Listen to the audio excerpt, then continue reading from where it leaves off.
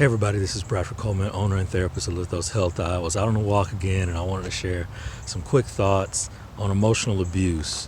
I see this a lot and it's really saddening to me. There's so much emotional abuse that goes on, some that we're aware of and some that we're not aware of. And oftentimes it could come from within our own family, especially from mothers to children. And I want to be very careful here. I'm definitely not blaming or speaking ill of all mothers, and I'm not even speaking ill of those mothers who engage in some of these behaviors. Maybe they don't know better. Maybe they don't know that this is actually abuse. But to separate a child from his or her parent, his or her father, through efforts to control, minimize, disregard feelings, make that child feel guilty for wanting to know the other half of their DNA, threatening that child, making that child feel as though they're having to choose between you or that other parent. These are all forms of emotional abuse and manipulation and can be incredibly damaging to young children. So I just wanted to kind of put that PSA out there. And this is actually pretty prevalent. And again, like I said, I'm not blaming a lot of these people because I'm realizing that people aren't aware of the damage of this. I think there's a lot of emotionality in these moments.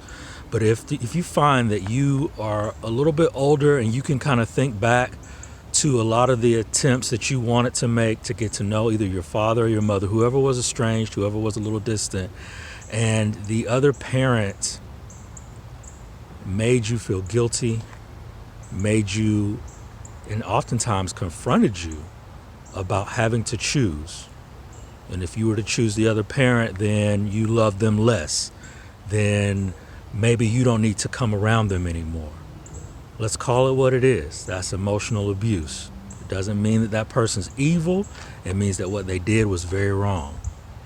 And so I think counseling can be really helpful in understanding and getting perspective, an outside perspective on what happened, what's going on, and what you want to do about it now as an adult, because you have more choices now. And you don't have to have hatred in your heart. You don't have to continue to live in silence or to minimize or downplay what actually happened. But it's very damaging to the child to feel separate, to feel as though he or she has to choose between the parents, and as though he or she is betraying the mom or the father, whoever it is, but that loved one who's been there. I'm betraying that one to go learn more about this other one over here. There's nothing wrong with wanting to know about the other side of your DNA. There's absolutely nothing wrong with that.